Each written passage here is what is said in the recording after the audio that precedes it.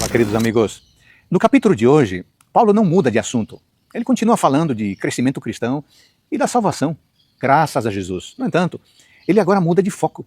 Deixa de falar de seu próprio ministério para se referir à experiência dos colossenses, alertando-os sobre os perigos dos enganos do legalismo e os encoraja a se firmarem em Cristo como Salvador, e não em filosofias e tradições humanas.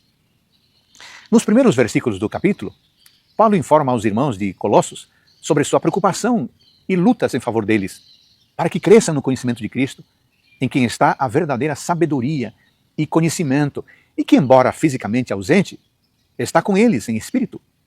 Paulo continua nos versículos seguintes, instando-os a se firmarem em Cristo, de quem recebem nova vida, por meio do batismo e perdão dos pecados, graças ao seu sacrifício na cruz. Paulo deseja que os colossenses baseiem sua fé e experiência cristã em Jesus e em sua obra em favor deles, e não em tradições e obras humanas, que alguns ensinam a seguir como se tivessem algum valor para a salvação. Neste contexto, uma seção complexa é introduzida entre os versículos 14 e o 23, que pode ser mal interpretada se não for lida com atenção. No versículo 14 lemos: cancelando o escrito de dívida que era contra nós e que constava de ordenanças, o qual nos era prejudicial, removeu-o inteiramente, cravando-o na cruz.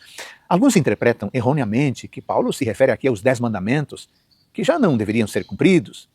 Mas uma leitura mais cuidadosa, que respeite o contexto, mostrará que Paulo não se refere ao decálogo.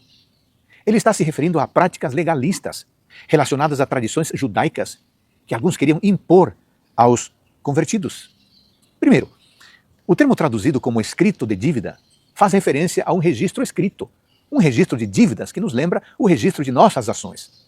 Além disso, a frase cravando-o na cruz pode ser referência ao costume de pregar na cruz do executado as acusações contra ele e pelas quais ele é condenado à morte.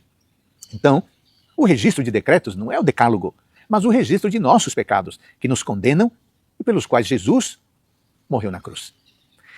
Em segundo lugar, sobre os mandamentos de homens aos quais o apóstolo aconselha a não se submeter, ele não se refere aos 10 mandamentos de Deus.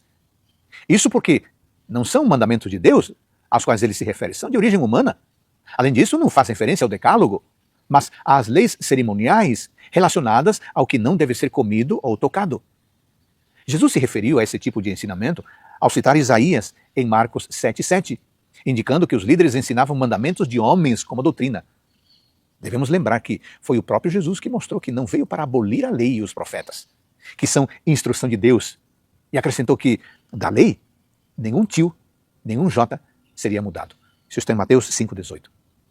Na última parte dessa sessão, o apóstolo Paulo encoraja seus leitores a continuarem crescendo em Cristo, rumo à maturidade cristã, apegando-se a Jesus, que é a cabeça, e em virtude de quem todo o corpo se nutre, une e cresce, enfatizando o fato de que é um relacionamento correto com Cristo, como base, e uma interação em unidade e amor com os irmãos que contribui para o crescimento espiritual e não para a observância legalista de tradições humanas que têm aparência de sabedoria ao promoverem um culto que as pessoas inventam, falsa humildade e tratamento austero do corpo, mas não tem valor algum na luta contra as inclinações da carne, como diz o versículo 23. Resumindo, amigos, o capítulo 2 de Colossenses, neste capítulo 2 de Colossenses, Paulo coloca o foco de sua mensagem no alicerce correto do crescimento espiritual pessoal e comunitário, que é Cristo.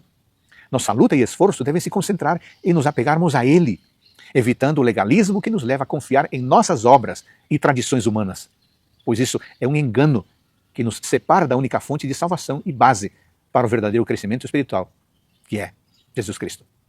Ao começarmos a jornada de hoje, que nossa decisão seja fortalecer o nosso relacionamento com Cristo, esforçando-nos para estar hoje e o resto de nossa vida com Ele, enquanto esperamos, unidos com aquele que é o único caminho para a vida eterna.